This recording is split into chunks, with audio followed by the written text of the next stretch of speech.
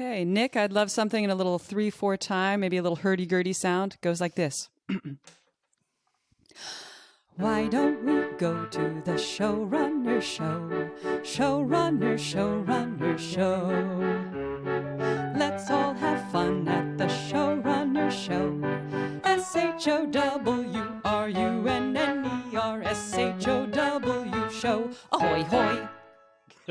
Well done. Yeah, Hoy, hoy, hoy. hoy is, Hoy, hoy, lovely. Mwah. Stolen Wow. straight from the ladies of My Favorite Murder.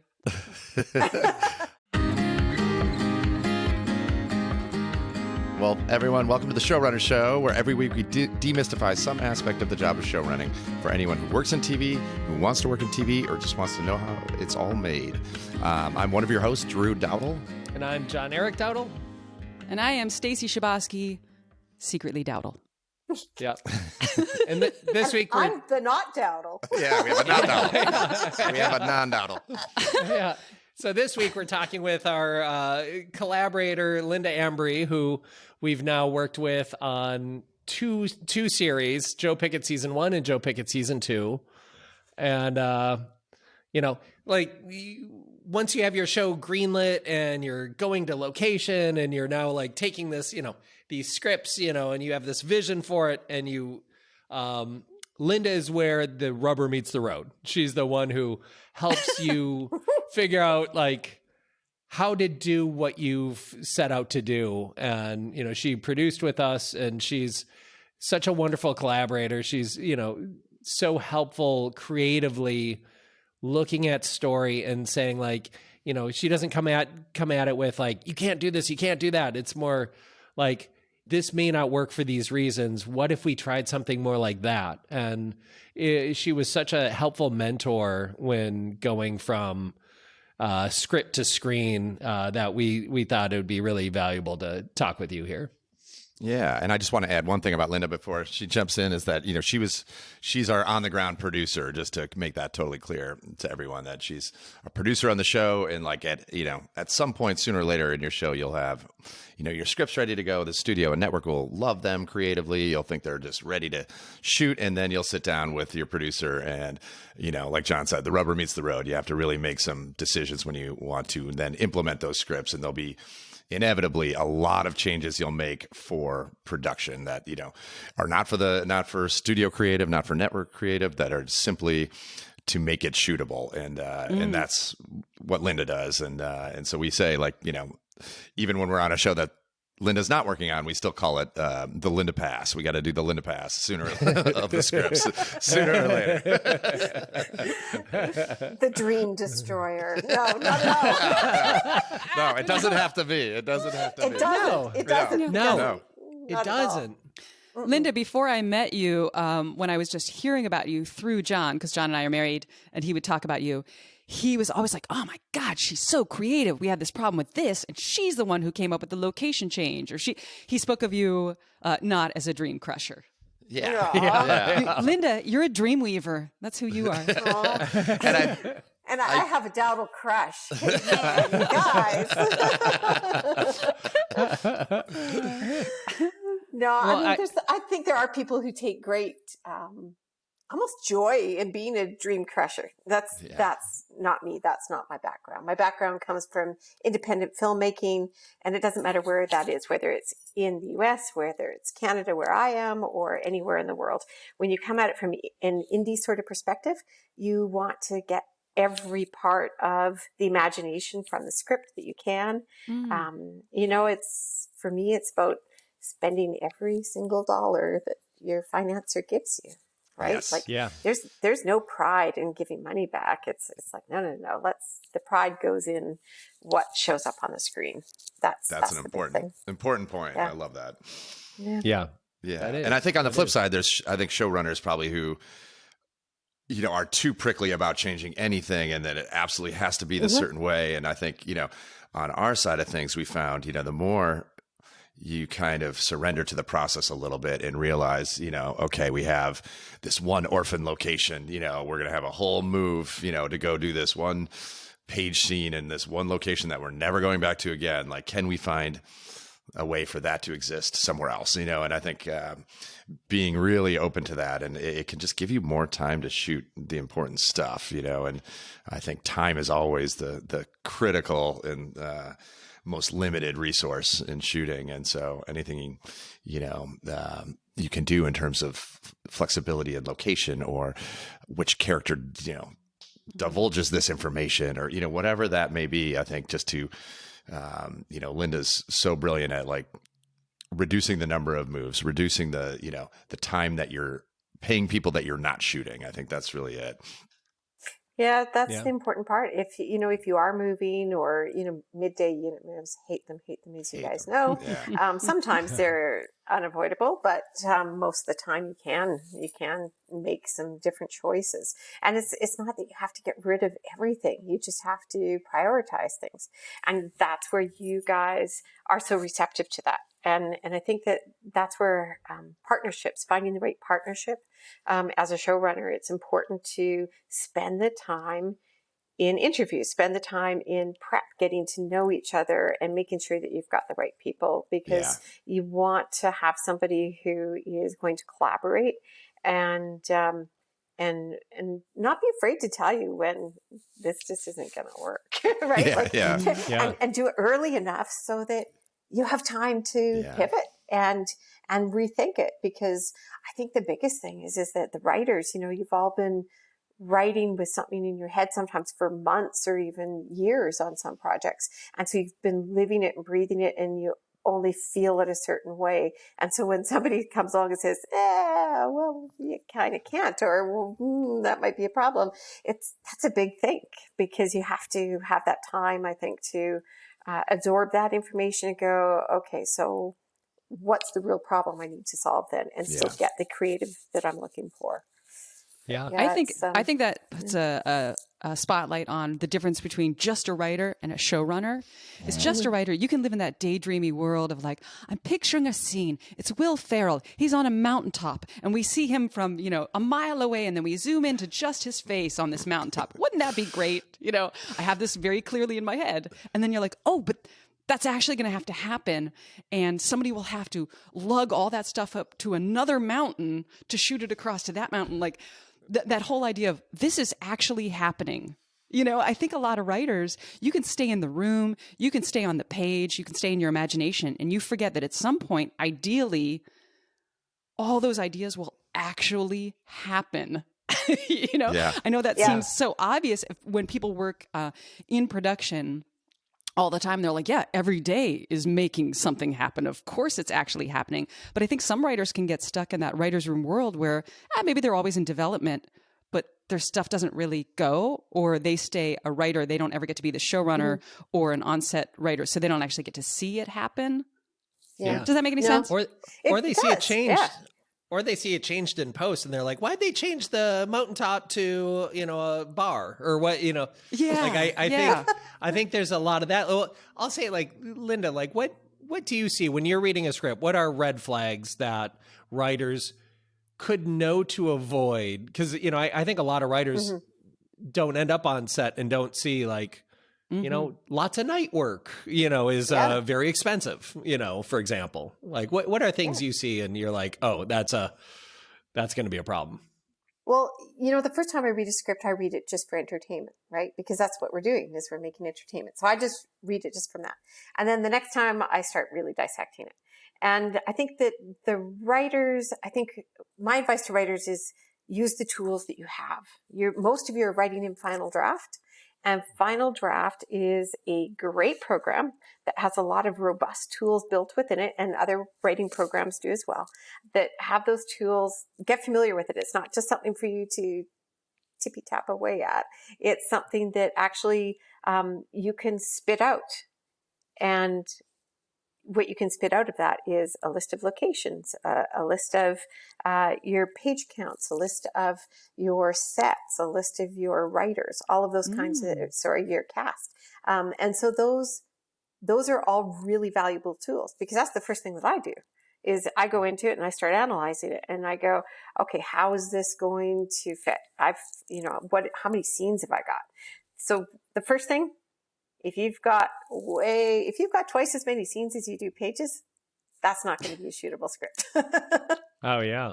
That's not going to work, because every single scene needs to show up as a strip on a schedule and needs to be scheduled to be shot. And so it's really taking a look at those kinds of things to start with, and then looking at your locations. Are you going to locations just once in a TV script? If you're going there just once, unless it's something that has a significant enough page count or the scene itself is just a long scene, like the cavalry coming over the hill 1/8 of a page, then that's fine. You can write a location for that 1/8 page, but really dissect that, because that's going to be a problem. That's going to be a problem down the road. If you're going into a coffee shop for a 5/8 scene with 2 people, and you're never going back to that coffee shop again, you probably should take a look at that scene and what is trying to be conveyed, what story point is being driven forward, and where else could I put that? Do they have to be in a coffee shop? Is there any significance to that coffee shop? Can we put it outside? Could it be something that's a walk and talk? Could it be in a location that we're already going to? So I think that using the tools that are already available is a big thing. I love that. I love it. And I would say, like, I know, from, working with you, that page length, or, the number of the, like, density of the scripts. You're like, the scripts are too long. These are like, in season 1, we were kind of on the longer end of what we were allowed to shoot. And season 2, we're like, oh, we could save time and money if we are on the shorter end of, what we're allowed to shoot. And Drew and I learned that lesson in a big way on Waco season 1. Everyone was like, the scripts are too long. And we're like, no, they're not. No, they're not.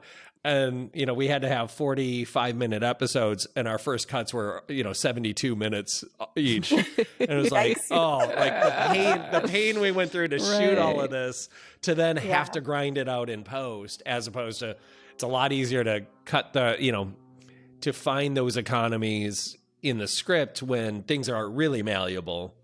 And it's so true. And then you don't lose your story, because again, sometimes when you're so close to your material, because you've been eating and sleeping with it for so long, you lose sight of the fact that everything that's going to be happening, even if scenes are cut out of it. But does the audience, if those scenes are cut out or those beats are missing? Because they don't know the backstory. You do, because it's been in your head for so long. And I actually had a situation on a TV movie where the writer was so close to the material that we ended up having enough for almost 2 movies, movie and a half anyways. And then it became that significant challenge in the editing suite. And that's the sad part is that there's only so many hours you get to shoot. And all I could think about was those scenes that weren't there, and how many hours and days did we shoot that didn't end up on the screen. And that's the sad part of it, right? So it's paying attention to some of those things.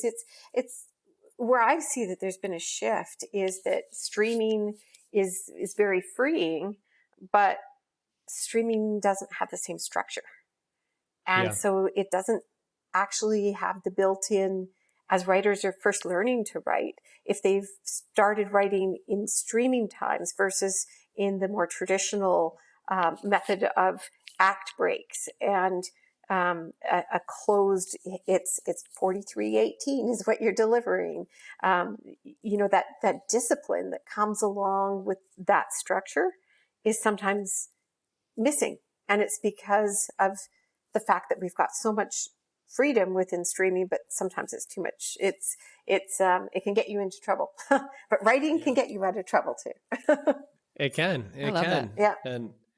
And I have to say too, like what you're saying about one-off locations and how difficult, a company move, the reason that's expensive is because, 200 plus people and trucks and cars, and everyone has to move to a secondary location. That traveling time is dead time, that nothing is happening. Whereas, one of the tricks Linda found in season 1 was there was this kind of standing location area that from an old TV show called North of 60, a Canadian TV show. And we used we built, and used like maybe a dozen locations in this one place. It had a parking lot so you could come in and out. There's woods there so you could have horses riding through the woods and shoot it from the parking lot, the 10 feet away. But it looked like you're in the woods.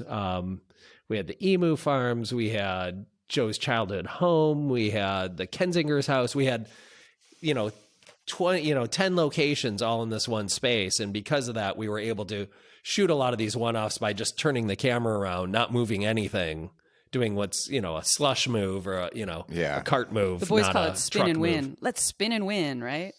Spin and win. Spin and win. Spin and win. And I mean, moving in the middle of the day is obviously the biggest problem, but even moving every night is an issue. And the more you can pack, 3 or 4, or 5 days, a whole week in one location is just a dream scenario for your production, for your crew, for how much time you have to shoot. I think that's like John was saying, we did that over and over. That was one location. We had 2 others that we, would find 6 or 7 different scenes that could be shot in the same location within that block, and that really is the winning move in TV for sure.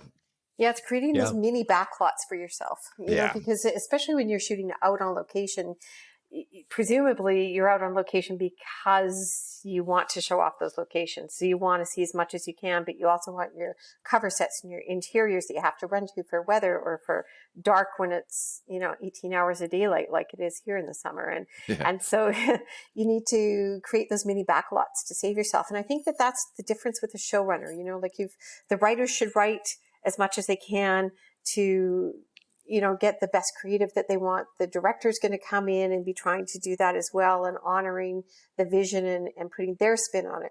As a showrunner, you've got to have that creative process in your brain, but also the discipline of the reality of, unfortunately, the other side of the equation is the financial side of it. And the financial bottom line will dictate how many hours you have, how much money you have to spend on locations over the course of, if it's a series, over the course of the whole season. And so when we had those mini backlots, we were able to secure those places for 6 months, where it's it's one check that's getting signed to a place for 6 months, where then you can find all of those different things just by, like you said, spin and win. And it makes a big difference because you can have the freedom of jamming in little tidbits and not having to move an hour down the road when you can move 10 minutes with a cart roll is a big difference. Yeah. I'm a little obsessed with like glossary of terms. I love terms, especially when they're new to me. So there's, not to nerd out on you too much, but there's company move, there's slush move. What's the other one? There's like 2 others that like are sort of official things, and you'll see those. Cart roll. Cart roll. Yeah. Cart roll. That's like a less than a slush move. Yeah. You can roll the carts. Yeah, it's truly. We got the carts on wheels, and it's like taking your little breakfast trolley around from room to room. Here you go. Yeah. Or some company move is trucks. Yeah. That's the one that hurts you, That hurts. What hurts. Yeah. Especially midday company move. You never want to see that on a call sheet. But sometimes you have a company move, but circus stays the same, right? Company move means that the circus is moving as well. The circus is moving too. Yep, that's the whole shebang. A slush move would keep like some nucleus, that stays the circus, and trailers will stay, but you have to move, the cameras, the equipment trucks. Yeah. But like you're saying, Linda, like writing can, ultimately solve, a lot of problems. And one move that you see people do a lot is like a bottle episode, when you're really, behind it, and you need, you have an episode, I don't know, you have too many locations and everything. A bottle episode that exists all within one location, that's usually referred to a whole episode kind of in one place, like that is typically something that takes quite a bit less time to shoot the episode. So, I mean, I'm thinking of in Succession, for example, they had in season 1 an episode that took place on this massive yacht, this extremely expensive location to shoot. But the whole episode took place there, so they probably shot it in 3 days versus 10 days. So by shooting an episode in that short a time, you can afford maybe this massively expensive yacht to shoot it on. And, so that's one move that people typically use to really take a big chunk of time out of your schedule. Yep. Yeah. No, it's true. The word you don't want to write as a writer, montage. Oh, montage. It's French for expensive. Yeah, French for spending money. Yeah. They both start with M. One is montage, one is money, and they go hand in hand. Yeah. No. The other thing is that the crews, nothing will make a head of department's eyes roll more than montage, because it's like, the lazy writers, they couldn't even take the time to spell out what they really want to see, Yeah. That's To be funny. tricky when we just call it an around the world. Does it fool and confuse you? No, but it does make me chuckle, though. Oh dear. or don't put in the slug lines. Like that's a big, to not do slug lines, just have a list of things like, and then we see this and this and this. And Various then you get into exteriors. The Himalayas. yeah. The bottom of the ocean. Various exteriors. The bottom of the ocean. Awesome. What are some other things that writers may not realize are super expensive, that are, not necessarily things to avoid, but things to know, like just note to self, if you have a bunch of these in a script, things are going to change. Weather. Writing specific weather. Because if you're relying on it, inevitably it's not going to be that on the day. Or even if it is, you have to have gone into the planning and therefore spending resources in the form of time and money to create the guarantee of that weather for that scene. So really think about it. If it's something that you absolutely have to have that torrential downpour because it is life altering, if you don't have it in that moment, that's great. Write it. You need to sometimes do that. But if you're writing it over the course of many scenes, many locations, that's a problem, because as your script gets dissected and gets scheduled by locations is how it's generally going to get scheduled.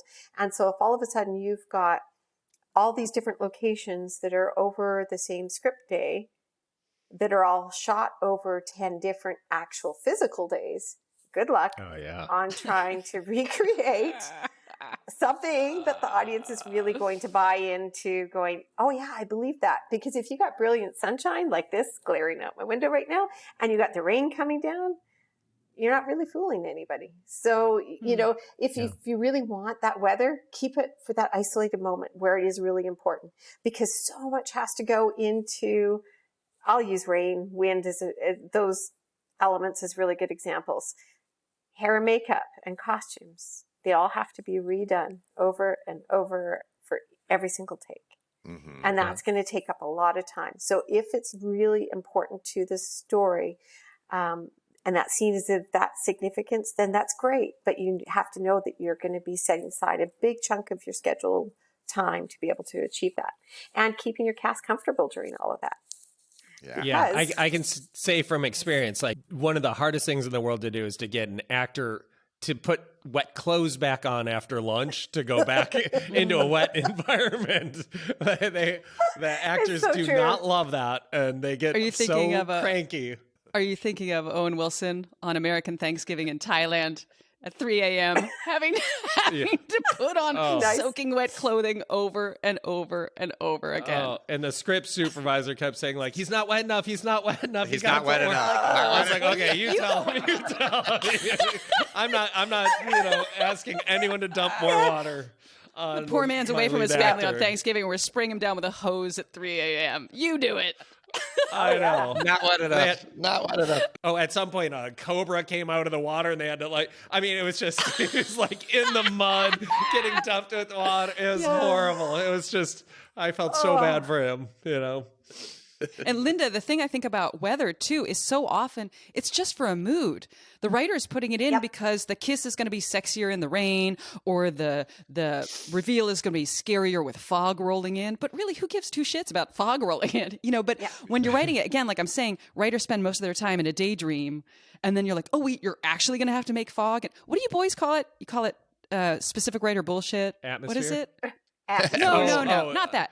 Oh, There's a term when people come up to you and they go, do you really want this? Does the writer really need this? Or is this just, and you guys have a phrase does for it need to be an apple birch tree specifically? And it's like, no, that's just some writer specificity bullshit. Yeah, writer specificity bullshit. Because as a writer, you want to be specific, right? Because it's fun and it makes, specific is better, right? Until somebody has spent 10 days of the location scout looking for a birch tree, or looking for an apple tree. And then you're like, oh, I don't even know the difference. I just looked it up on Wikipedia. I don't know, just a tree. Yeah.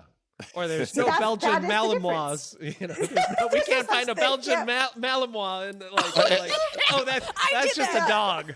Just change that to dog. Scary dog. Golden Retriever. That's not what Golden Retriever.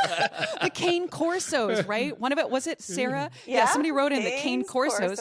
You know why? Because that's a sexy sounding dog. Cane corso. That's cool. And then somebody's actually looking for it. And you're like, words on the page matter. That's just it. Like the words on the page matter. Well, back to the Linnapaths. Like when we talk about the Linnapaths, that's exactly right. It's like, okay, how you really do have to determine, and not that we just, kind of disregard all writer specificity by any means, but like that's the pass where you start to say, okay, is this writer specific, specificity that's meaningful or not? And, this is where it becomes reality. And this is an actual dog that we need to then find in Alberta and so on. I have an anecdote for this, which is John and I have been traveling with the kids and we went to this ostrich farm and it was a lot of fun. And then, or maybe it was an emu farm. I can't remember. But anyway, that led to going, hey, we should have like a fun emu farm and some fun, funky sisters for season 1 of Joe Pickett. Let's do that, right? Only later did we discover that emus are very delicate and sensitive. And if you move them from, say, Vancouver to Calgary, they will die. And you're not allowed to do that. You wouldn't want to anyway, but you're not allowed to. So it would have been so much easier to do ostriches, which are quite a bit hardier than emus. Unfortunately, by the time we discovered that, we'd already written in all these puns where like the gate above the place says, where we second that emotion. We had all these emu puns that we had gotten very attached to. So then we're like, no, it simply can't be ostriches. It must be emus. So then it turns into a puppeteer. And then, like I said, that's where it's, oh my God, this is actually happening. You actually have to hire a puppeteer who actually has to build some emus and move them around, and that's how you end up with Michael Dorman with an emu puppet on his hand poking his own face, which sometimes when it works out and you can afford it and it works out, it's magical and it's fun and it leads to the best days on set where everybody has a lot of fun. But when it's not, my God, you've gone to these extraordinary lengths just so you can include a pun on the gate that maybe got cut out of the scene anyway. Yeah, that's a good example. The puppets, that was a Linda idea. Like, okay, we can't have emus. It was like 10, emus can't travel, and then, ostriches aren't quite the same thing. Yeah, it was like, the 10th thing on the list. Like, what about puppets? There was Fraggle Rock or something was shooting in Calgary. Linda's like, there's puppeteers all over the place. Let's hire some and make an emu. But then we had to like ship in feathers, right? We had to ship in feathers from somewhere. We're so lucky. We have a local guy, Leo Weiser, Bleeding Art. They are just absolutely phenomenal. And he takes his job super seriously. Talk about words on the page matter. If it's emus, then those feathers that are going to be going into the making of this puppet, they're not real emu feathers, to be clear. They're going to be emu feathers that look just like an emu's feathers. They're not going to be just some whatever. They're going to be looking exactly like an emu, because he's got to make sure that as he builds this puppet, the way that the puppeteer then jumps into it, it's going to have that believable look every time it moves and just shimmers and the light picks up on its feathers and all that kind of stuff. And I mean, the move over to that, the only reason that we could actually do that is because we had our scripts early enough with those details to go, okay, first of all, let's honestly do the research to see if we could get emus and what they actually are like to work with. And we had enough time to then go, okay, do we have time to make this puppet? If we didn't have those earlier script drafts, there's no way that we would have had the time to build the emu. Same as in season 2. Can we talk about season 2 material yet? Yeah, I think so. As long as we're not talking Yeah. about like big story reveals or anything like that. There's a critter that's really important in that story that we had. Sometimes it takes 4 months, 5 months to build real life acceptable on camera looking animals, and to do it in a way that is making sure that you're meeting all of the requirements from a studio or American Humane or all those other perspectives as well, and just doing it the right way. But it can take months and months to do it. So having the early script versions, that's the biggest tool for me, showrunners, is being included. I'm not your enemy. I'm your friend. And so having those early drafts, even if all you have is 7 pages of notes, this is what we think we're going to do. Those notes are really revealing, because you can right away strip out and say, this is achievable. Is this really what you're going to focus on? Because we need to get moving on this right now. Yeah. Because it's not about, we can't do this. We want to be able to do this for you. But now we need to make that decision this far in advance and get moving on it and commit that time and money set aside for it, right? Yeah. It's also probably knowing about where things are headed. Like, I took some showrunning class. It was like I couldn't get into the showrunner program, which is part of the reason we're doing this podcast, of like, oh my God, there's such demand to know these little gems. But the example the fella gave was there was a car, and it was in, episode 2. And then it turns out in episode 3, the car got totaled. Right. But then when they bought it, they didn't know that. So when they got it, they got this pristine, very expensive car. It was gorgeous. It worked great. And then they just crunched it in 3. And he's like, if I had known it was going to get destroyed in 3, I wouldn't have spent all that money on this perfect car. Yeah. Yeah. Yeah. That's a great example. Scripts early is really helpful. And, Linda, you just said something that I think is like the key takeaway of maybe this whole episode is, as a showrunner, the Linda on your team is your friend, and you are trying to accomplish the same thing. And I think a lot of times that relationship can be adversarial if it starts that way, and it is going to make the whole experience, really painful. And I think, like you said earlier, like interviewing people, making sure you have a good chemistry there is really important. But, the more you're on the same team trying to accomplish the same thing is really where you're at. But I think a lot of times there's a lot of room for that relationship to become adversarial and get difficult because of, sometimes, the budget and the vision can compete sometimes. And, but that would be my, advice to anyone out there, is to keep that relationship as cooperative and friendly and positive as you possibly can. Well, and to be flexible. Yeah, I mean, I think that's when you take scripts and then you put them against reality, like there's going to have to be, like, if you're not willing to change, it's going to break. And you know what I mean? You're going to spend all your money on all the wrong stuff.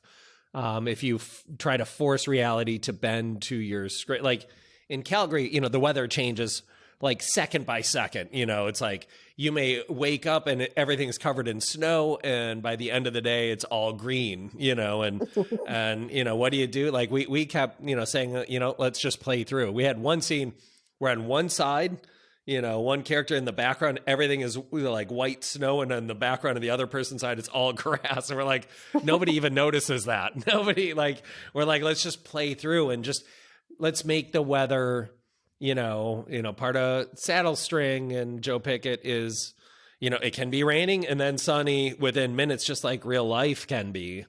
And to not try to balance that, we've tried to embrace that. But maybe we talk about Deer Days. Deer Days was a scene.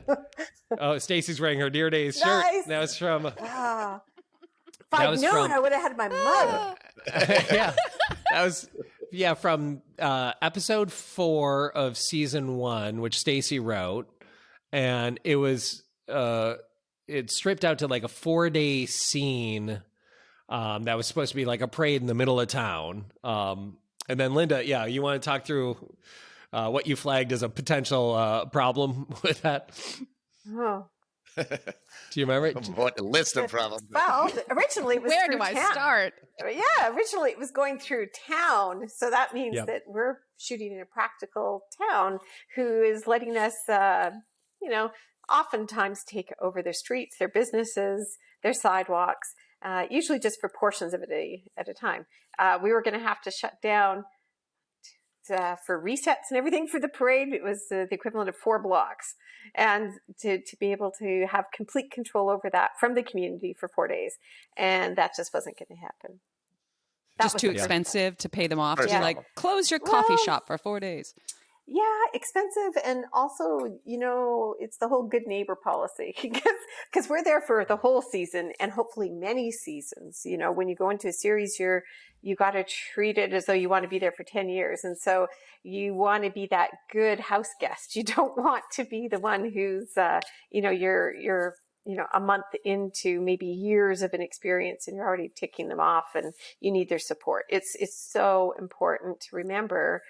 And we always forget this when we're out surveying. We look at film immunity. We can walk out in the middle of the street when we're surveying, or we can do whatever we want. And we have to remember that we're in somebody's actual home where they live, where they have businesses, where they carry on their day-to-day activities. And so we have to remember that we're a guest and trying to do that the right way. And frankly, if you're not doing it the way that's going to make it happy for them, you're not going to get the creative that you want out of it. In the end, you're just not going to be able to control as many things as what you want to be able to give you the best creative. And I think that's the big thing is it trying to come up with scenarios where you can end up controlling the environment for sure. And so then off we went to a different place. I love that. Well, and part of what I love too is the idea that, if you're shooting over the course of 4 days, like people are going to be soaking wet, then dry, then wet, then if you're out in the middle of, the open, there's nowhere to hide from rain, from weather, inclemental weather. And so Linda came up with the idea.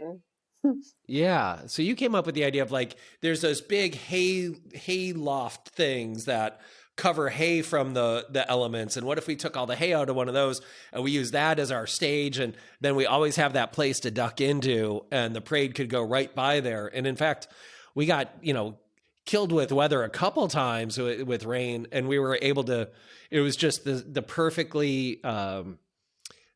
idea for a way to creatively solve a problem that they just didn't seem to be a good solution for. But yeah, I was gonna say the switch too from like a parade through town to a fair. This is a location that everyone has come to versus the heart of town. I think that simple flip that Linda came up with, I think was brilliant as well, because then we can take that whole long 4-day shoot and put it at a location that's not in town. And like you said, John, it's covered, for rain, and we can have some consistency. We can just bring everything there and act like it's a destination versus, towny parade. That changed everything.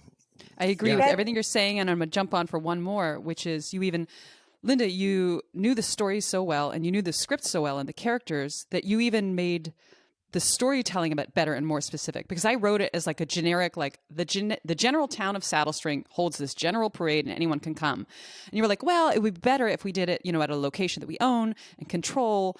How about we put it at the Scarlet Ranch, because they're the richest people in town, right? And we can sort of make it their big thing. And that's so much better to make it. So instead of just being a general parade through town, it becomes this opportunity for a rich family to lord it over the other families. It became a character piece. Yeah. Well, I think that's what it is, right? Is that we take a look at the script and what the writer's trying to convey to the audience, and what do you want to get at? What do you really want to achieve with that scene? And there's other ways to look at it. And I think that that's where, as showrunners, you guys are so flexible, and anybody can approach you and say, hey, here, I have this weird idea, and people aren't afraid to approach you with those ideas, because as you guys have said several times, the best idea in the room wins. It's like, just let us percolate over this, and then you guys can massage it into something that makes sense from a writing perspective. And I think that that's the big thing, isn't it? Is everybody working together. It's about a team. It really is that team effort, and just always going, what at the heart of it is the most important part about the scene, and how can we achieve it? And it's the difference between writing a book and writing a script. A book, Yeah. it is what it is, and people are reading it, and it stays the same. It's only different in every single person's mind. But the script has to come to life. It's got to be a visual life. And so that's where we have that flexibility to be able to change the visual and still get the same messaging across.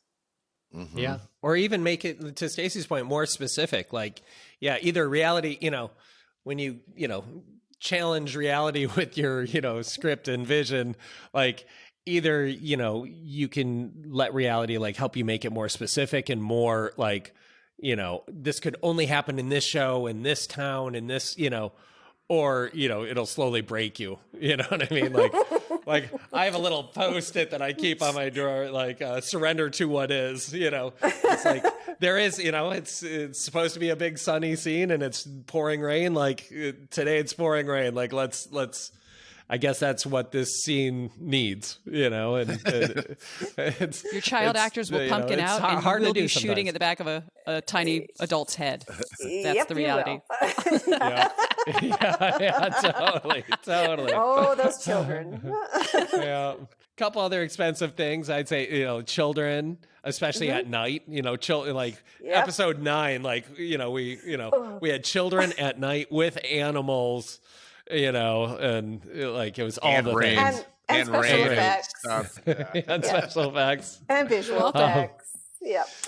Yeah, that was tricky. Yeah, the other things gags. Don't write gags just for the sake of a gag. Oh, that sounds good. It's like, no, yeah, it sounds great. That's the book version. Let's talk about how we're going to execute it.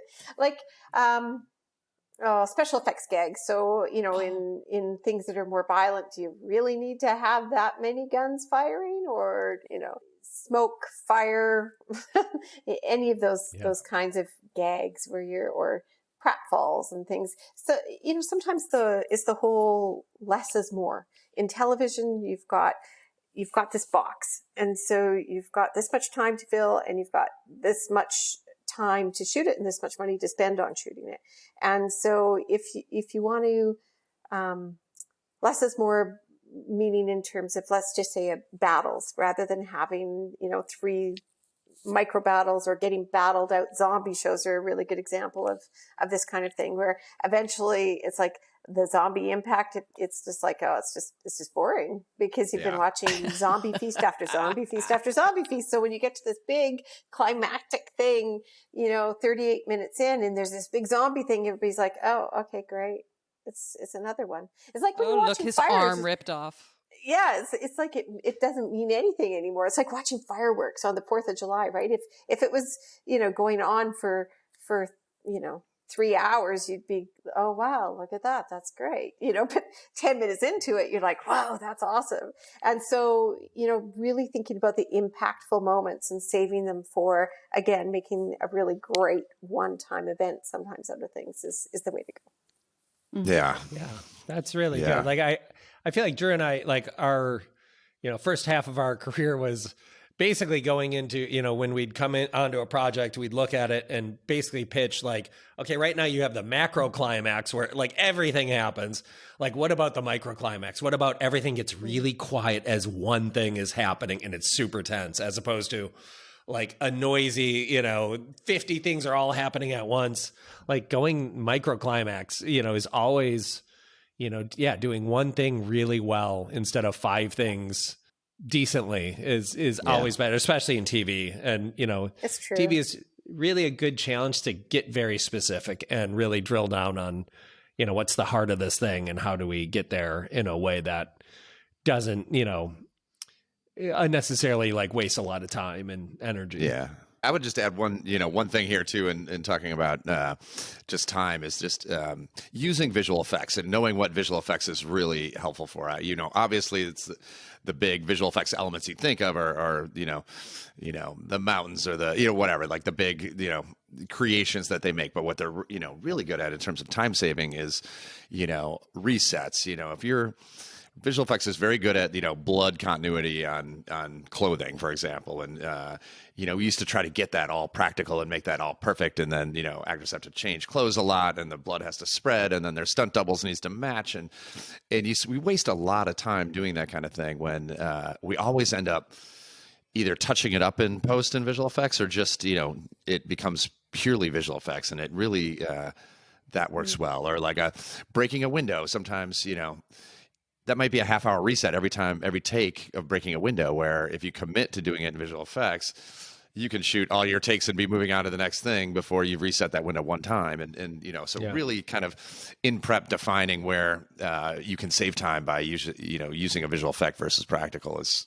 super helpful. Waco season 2, the latest, like we had a window, like a bus is driving away and, someone shoots out the windows, and we like literally just had a guy in the back with rubber glass, just everyone ducking and someone just throwing rubber glass. And it was like the simplest, no reset, like super cheap and very effective, got the point across, but spent zero time on it.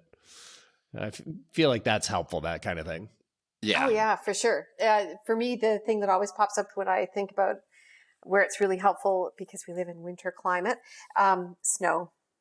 Yeah. When you have to, like the number of hours that we've lost to the greens department and special effects department going in and resetting footprints in the snow is unbelievable, right? You've got these long chasing sequences. Imagine episode 9 from season 1 if there had been snow all over the ground.